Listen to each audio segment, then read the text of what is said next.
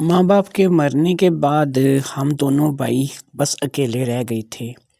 مکان ہم لوگوں کا اپنا تھا اور اس مکان کی وجہ سے ہم لوگوں کو کسی قسم کی پریشانی کا سامنا نہیں کرنا پڑتا تھا، کیونکہ گھر اپنا تھا اور بھائی نے محلے میں ہی ایک کریانے کی دکان کھول رکھی تھی۔ وہ صبح کریانے کی دکان پر چلا جاتا تھا اور رات میں واپس آتا تھا، جبکہ میں اپنے بھائی کے مقابلے میں ابھی کافی کم عمر تھا۔ اس وجہ سے میں اسکول جایا کرتا تھا اور اسکول سے سیدھا گھر آ جایا کرتا تھا۔ میرا بھائی جب میرے والدین فوت ہوئے تو تقریباً 25-26 سال کا جوان تھا اور میں اس وقت صرف 12-13 سال کا لڑکا تھا، یعنی میرے اور میرے بھائی کی پیدائش میں 12-13 سال کا فرق تھا۔ یہ فرق جو ہے بس کس وجہ سے تھا اس کا تو مجھے علم نہیں تھا، لیکن مجھے اتنا پتہ تھا کہ میں اپنے بھائی سے 12-13 سال چھوٹا ہوں۔ میرے والدین کے فوت ہو جانے کے بعد اب ہماری روٹین یہی تھی کہ میں صبح اٹھ کر کے اسکول چلا جاتا تھا اور رات کو دوپہر کو اسکول سے واپس آ جاتا تھا، اور میرا بھائی صبح اٹھ کر کے دکان پہ چلا جاتا تھا اور پھر رات کو وہ دکان سے واپس آ جاتا تھا۔ مجھے اسکول سے واپسی پر کبھی کوئی چیز چاہیے ہوتی تھی تو میں بھائی کے پاس دکان پہ رک جاتا تھا۔ ہم لوگ دوپہر کا کھانا عموماً وہیں دکان پہ کھایا کرتے تھے اور کھانا کھانے کے بعد میں گھر آ جایا کرتا تھا، اور پھر میرے اپنے بہت سے کام تھے، اسکول کا کام کرنا، گھر میں رہ کر کے گھر کی دیکھ بھال کرنا، کچھ صفائی وغیرہ کرنا۔ اسی طریقے سے ہم دونوں بھائیوں کی زندگی جو تھی وہ گزرتی چلی جا رہی تھی کہ بہت سے لوگوں نے، جو کہ ہمارے اڑوس پڑوس محلے کے ہی لوگ تھے، میرے بھائی سے یہ کہنا شروع کر دیا کہ بھئی تمہاری اب عمر ہو چکی ہے، تمہیں اپنا گھر بسا لینا چاہیے اور تمہیں شادی کر لینا چاہیے، کیونکہ میرے بھائی کا ریکارڈ اچھا تھا اور محلے والے میرے بھائی کو اچھے طریقے سے جانتے تھے، اور اچھی دعا سلام جو تھی وہ ہم لوگوں نے محلے میں بنا رکھی تھی، تو اس لیے لوگ جو ہے وہ ہم دونوں بھائیوں کو انتہائی شریف سمجھتے تھے، اور ہمارے ایک محلے میں ایک عزت تھی جو کہ ہم دونوں بھائیوں کی بنی ہوئی تھی۔ ہمارے والدین نے بھی اس محلے میں ایک طویل عرصہ گزارا تھا، اور وہ لوگ یہ بھی جانتے تھے کہ ہم لوگ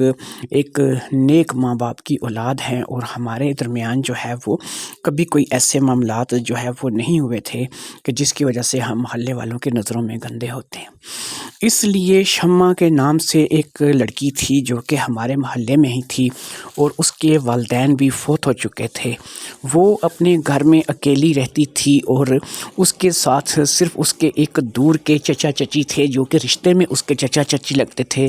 وہ آ کر کے رہتے تھے۔ شمع بھی جوان تھی، تقریباً 22-23 سال کی عمر کی رہی ہوگی، اور اپنے چچا چچی کے ساتھ رہتی تھی۔ مکان کیونکہ شمع کا تھا اور یہ سارے اڑوس پڑوس محلے والے جانتے تھے، اس لیے شمع جو ہے اس مکان میں بڑے تنطراق سے رہتی تھی۔ چچا چچی بھی اچھے لوگ تھے، ان کی کوئی اولاد نہیں تھی، وہ شمع کو ہی اپنی اولاد کی طرح پال رہے تھے، اور شمع نے بھی ان کو اپنے ماں باپ کی ہی جگہ دے رکھی تھی، اس لیے شمع اپنے ان چچا چچی کے ساتھ خوشی سے اس گھر میں رہ رہی تھی، اور وقت جو تھا وہ اسی طریقے سے گزرتا چلا جا رہا تھا۔ جب میرے بھائی کی شادی کی بات چلی تو اڑوس پڑوس محلے والوں کی پہلی نظر جو تھی وہ شمع کے لیے تھی، اور شمع کے چچا چچی سے شمع کے رشتے کے سلسلے میں بات کی گئی۔ میرے بھائی کو شمع بڑے اچھے طریقے سے جانتی تھی اور اچھے طریقے سے پہچانتی تھی، اکثر دکان پر سودا سلف لینے کے لیے آتی رہتی تھی، اور ان دونوں کے درمیان کھلی بات چیت تھی، اور وہ ایک دوسرے کو من ہی من میں شاید پسند بھی کرتے تھے۔ اس لیے جب شمع کے رشتے کی بات چلی تو میرے بھائی نے نہ کوئی اعتراض کیا اور نہ ہی شمع نے کسی قسم کا کوئی اعتراض کیا، اور غریبی دعوے میں جو شادی ہو سکتی تھی وہ ہم لوگوں نے کر لی، اور میری بھابھی بن کر شمع جو ہے وہ ہمارے گھر آ گئی۔ شمع جو ہے وہ دکھنے میں ایک سانولے رنگ کی قدرے مندرے سے قد کی لڑکی تھی، یعنی بہت زیادہ جو ہے وہ اس کا قد نہیں تھا۔ قد کاٹھی کے لحاظ سے اس کا قد زیادہ سے زیادہ 4.5 فٹ رہا ہوگا، جسم تھوڑا سا موٹاپے کا شکار تھا اور دکھنے میں وہ انتہائی ٹھیک ہی لگتی تھی اور رنگ اس کا سانولا تھا۔ لیکن ان تمام باتوں کے باوجود بھی میرے بھائی عمر نے اس کے ساتھ شادی کر لی تھی۔ عمر اونچے لمبے قد کا تھا، تقریباً 6 فٹ قد رہا ہوگا، لیکن اس 6 فٹ قد میں ایک ماڑ جو عمر کے ساتھ تھی وہ یہ تھی کہ وہ بھی دبلا پتلا بالکل بانس کی طرح تھا۔ لہٰذا دونوں کی جوڑی جو ہے وہ دکھنے میں تو ٹھیک نہیں لگتی تھی، لیکن بہرحال یہاں پر جوڑیاں تھوڑی بنائی جا رہی تھی۔ یہاں پر تو تھا کہ شادی کرنی ہے اور اپنا گھر جو ہے اس کو آباد کرنا ہے، لہٰذا گھر آباد کر لیا گیا اور شمع جو ہے وہ میری بھابھی بن کر کے آ گئی۔ اب میں شمع بھابھی کے ساتھ زیادہ تر اپنا وقت گزارتا تھا، کیونکہ بھائی صبح ہوتے ہی دکان پر چلا جاتا تھا اور رات کو کبھی وہ گھر واپس آتا تھا۔ میں اسکول سے واپس آ جاتا تھا تو اب میں بھائی کے پاس کھانا کھانے کی بجائے سیدھا بھابھی کے پاس آ جاتا تھا، اور بھابھی جو ہے وہ جو بھی اس نے بنایا ہوتا تھا وہ مجھے بھی دیتی تھی اور مجھے پیک کر کے بھی دیتی تھی کہ بھائی کی دکان پر دے آؤ۔ اسی طریقے سے معاملات چلنے لگے۔ جس گھر میں ہم رہتے تھے اس کے 4 کمرے تھے، 2 کمرے جو ہے وہ بھابھی اور بھائی کے استعمال میں رہتے تھے، ایک کمرہ جو ہے وہ ہم نے آئے گئے مہمان کے لیے رکھ چھوڑا تھا اور ایک کمرے میں میں سوتا تھا۔ جس کمرے میں میں سویا کرتا تھا اس کمرے میں ایک نیم شیڈ بنی ہوئی تھی، پنجابی میں اس کو نیم چھتا بولتے ہیں۔ یہ نیم شیڈ جو تھی اس پہ کچھ زیادہ سامان وغیرہ نہیں رکھا ہوا تھا، یہ ہم لوگوں نے یہاں پر اس لیے بنائی تھی کہ اگر کچھ فالتو سامان ہوگا تو ہم اس کو یہاں پر رکھیں گے۔ لیکن شمع بھابھی کے ساتھ شادی پر بھی کچھ اتنا زیادہ سامان نہیں تھا جو کہ شمع بھابھی نے اپنے دوسرے گھر سے یہاں پر منگوایا تھا، اس لیے یہ نیم شیڈ ابھی تک خالی تھی۔ اس نیم شیڈ کی ایک خاصیت تھی اور وہ خاصیت جو ہے وہ شاید کسی کے علم میں نہیں تھی، لیکن اس راز کو میں جانتا تھا، کیونکہ یہ کمرہ وہ کمرہ تھا جو کہ میں بھابھی کے ساتھ شادی ہونے سے پہلے بھی استعمال کیا کرتا تھا، تو اس لیے یہ کمرہ کیونکہ میرے ہی استعمال میں رہا تھا تو میں اس کمرے کے ایک ایک راز سے واقف تھا۔ لہٰذا اس کمرے کا ایک راز یہ بھی تھا کہ یہ کمرہ جو تھا جس میں یہ نیم شیڈ بنی ہوئی تھی، اگر اس نیم شیڈ کے اوپر آپ چڑھ جاؤ اور آپ دوسری دیوار کے ساتھ جو ہے وہ دیکھو گے تو آپ کو ایک بڑا سا سوراخ نظر آئے گا جو کہ بالکل اوپر تھا، چھت کے قریب قریب لگا ہوا تھا۔ اس سوراخ کی خاصیت یہ تھی کہ جب آپ اس سوراخ کے ذریعے سے دوسرے کمرے میں دیکھیں گے تو آپ کو دوسرے کمرے کا سارا منظر واضح طور پر نظر آئے گا۔ میں اگرچہ 13 سال کا تھا اور اتنا زیادہ بڑا نہیں تھا، لیکن مجھے اس بات کا اچھے طریقے سے پتہ تھا کہ میرے بھائی کی بالکل نئی نئی شادی ہوئی ہے اور شمع جو ہے وہ میری بھابھی بن کے ابھی جو ہے وہ ہمارے گھر آئی ہے۔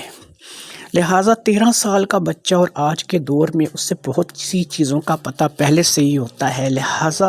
ایک چیز کو میں اچھے طریقے سے جانتا تھا اور وہ یہ تھا کہ بھابھی اور بھیا کے درمیان اب روزانہ کچھ نہ کچھ تو ہوگا اور کوئی نہ کوئی تو سین ایسا ہوگا کہ جو مجھے دیکھنے کو ملے گا۔ لہٰذا رات میں جب بھیا اور بھابھی اپنے کمرے میں چلے جاتے تو میں بھی اس نیم شیڈ پر چلا جاتا، کیونکہ میرے کمرے کی کنڈی اندر سے بند ہوتی تھی اور اندر سے دروازے کو اچھی طرح سے لاک کر لیتا تھا، اور نیم شیڈ بھی کیونکہ میرے اپنے ہی کمرے میں تھی اور جس جگہ پر یہ نیم شیڈ بنی ہوئی تھی بالکل اس کے نیچے ہی میں نے اپنی چارپائی بھی بچھا رکھی تھی اسی دیوار کے ساتھ۔ لہٰذا اس نیم شیڈ کے اوپر چڑھنے میں اور پھر نیم شیڈ کے اوپر جا کر کے اس سوراخ سے آنکھ لگا کر کے دیکھنے میں مجھے کوئی پریشانی یا پرابلم کا سامنا نہیں کرنا پڑتا تھا۔ لیکن بڑی ہی حیرت کی بات تھی کہ میں نے 2 سے 3 رات ایسا ہی کیا تھا اور جا کر کے میں نے اپنی آنکھ جو ہے وہ ٹکا کر رکھی تھی کہ شاید مجھے دوسری طرف سے کچھ دیکھنے کو ملے گا، لیکن یہاں پر تو مکمل خاموشی ہی رہتی تھی اور دونوں ہی اونٹ گھوڑے بیچ کر سوئے رہتے تھے۔ یعنی دونوں کی نئی نئی شادی تھی اور دونوں کو ایک دوسرے کی کچھ خاص طلب نہیں تھی۔ یہ بات میرے لیے انتہائی حیران کن تھی اور میں اس بات کو لے کر کے پریشان تھا۔ بھابھی اور بھائی کی سہاگ رات بھی اگرچہ اسی کمرے میں ہوئی تھی، لیکن اس وقت میں اس قدر تھکا ہوا تھا کہ مجھے ان تمام باتوں سے فرصت ہی نہیں ملی تھی، اور میرے خیال میں یہ سوراخ والی کہانی اس وقت آئی ہی نہیں تھی، اور میں چپ چاپ لیٹ کر کے سو گیا تھا۔ اگلی صبح میں اٹھا تھا تو سب کچھ شاید بات ہے کہ ہو چکا تھا اور سہاگ رات وغیرہ بھی گزر چکی تھی۔ میں 3 دن اس کے بعد لگاتار جو ہے وہ اس نیم شیڈ پر جا رہا تھا، اور وہاں سے سوراخ کے ذریعے سے میں دیکھ رہا تھا۔ سوراخ ایسی جگہ پر تھا کہ مجھے بیڈ صاف طور پر دکھائی دیتا تھا، بھابھی اور بھائی کو سوتے ہوئے بھی میں صاف طور پر دیکھتا تھا، لیکن یہ کیا تھا کہ نہ ہی بھابھی کی طرف سے کوئی حرکت تھی اور نہ ہی بھائی کی طرف سے کوئی حرکت تھی۔ یہ نئی نئی شادی تھی، اور میں جن امیدوں کے ساتھ روزانہ شیڈ پہ چڑھتا تھا، میری ان امیدوں پر پانی پھر جاتا تھا۔ میں حتیٰ کہ رات کو 2-2 3-3 بجے تک اس سوراخ کے ساتھ آنکھ ٹکائے دیکھتا رہتا تھا، لیکن پھر میں مایوس ہو کر کے اس شیڈ سے نیچے اتر آتا تھا اور اپنے بستر پر لیٹ کر کے سو جاتا تھا۔ میری یہی روٹین بن چکی تھی، اور اسی طریقے سے میں نے تقریباً 1 ہفتہ پورا آنکھ ٹکا کر دیکھ لی، تو مجھے اس بات کا احساس ہوا کہ یہ واقعی نئی نئی شادی تو ہوئی ہے، لیکن یہ کچھ بھی ایسا معاملہ نہیں ہے کہ جو ان کے درمیان میں ہو رہا ہو۔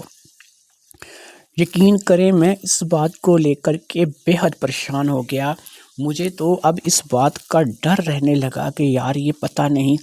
یہ شادی ہے بھی یا نہیں، یہ کچھ کرتے بھی ہیں یا نہیں کرتے، اور ان کے معاملات جو ہیں وہ کیسے جو ہے وہ چل رہے ہیں۔ نہ تو بھابھی کے ساتھ میری ایسی ابھی گپ شپ تھی کہ میں اس سے اس بارے میں کچھ پوچھتا، اور نہ ہی میں بھائی سے اس بارے میں بات کر سکتا تھا، لہٰذا میں جو ہے اب دونوں طرف سے خاموشی اختیار کر کے بیٹھ گیا تھا۔ میری 1 ہفتے کی مسلسل محنت کے بعد میں نے جو نتیجہ اخذ کیا تھا وہ یہ تھا کہ ان دونوں نے نہ ہی کچھ کرنا ہے، بس میں نے ہی اپنا وقت برباد کیا ہے، اور مجھے جو ہے اب صرف اپنے سونے اور صبح جلدی اٹھنے پر توجہ کرنی چاہیے، کیونکہ یہاں پر تو نہ کچھ ہونا تھا اور نہ ہی کچھ ہو رہا تھا۔ ان باتوں کو لے کر کے میں نے جو ہے وہ اب سوچنا ہی بند کر دیا تھا۔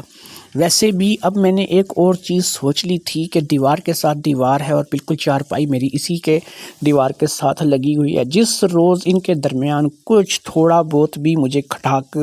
یا پھر کوئی حرکت نظر آئے گی تو میں فٹافٹ سے شیڈ پہ چڑھ جاؤں گا۔ میں کیوں روزانہ کی بنیاد پر شیڈ پر چڑھ کر کے اپنے معاملات کو خراب کروں؟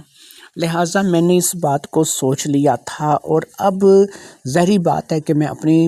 اسی روٹین پر واپس آ گیا تھا کہ جو روٹین میری پہلے تھی۔ یعنی اب نہ تو میں بھابھی کی اور بھائی کو رات کو دیکھنے کی کوشش کرتا تھا، اور نہ ہی اب میں ان باتوں میں پڑتا تھا، چپ کر کے میں سو جاتا تھا اور صبح وقت پر اٹھ کر کے اسکول کے لیے نکل جاتا تھا۔ کچھ دن مزید اسی طریقے سے بیت گئے، اور آخر کار مجھ سے رہا نہیں گیا کہ میں نے سوچا کہ میں بھابھی سے اس بارے میں بات کر کے دیکھوں، اور بھابھی کو اس بارے میں ضرور جو ہے وہ میں جو ہے بات کرنی چاہیے، کیونکہ میں بھابھی کے ساتھ زیادہ گھر پہ ہوتا تھا، اور اب تھوڑی بہت باتوں میں ہنسی مذاق بھی اس کے ساتھ کر لیا کرتا تھا۔ لہٰذا میں نے ہمت کر کے ایک دن بھابھی سے اس بارے میں پوچھنے کا فیصلہ کر لیا۔ جیسا کہ میں نے آپ کو بتایا کہ بھابھی کا زیادہ قد نہیں تھا، وہ ایک ٹھگنے جسم کی مالک تھی، تو اس ٹھگنے جسم کی وجہ سے بھابھی کی 2 چیزیں جو تھیں ان کے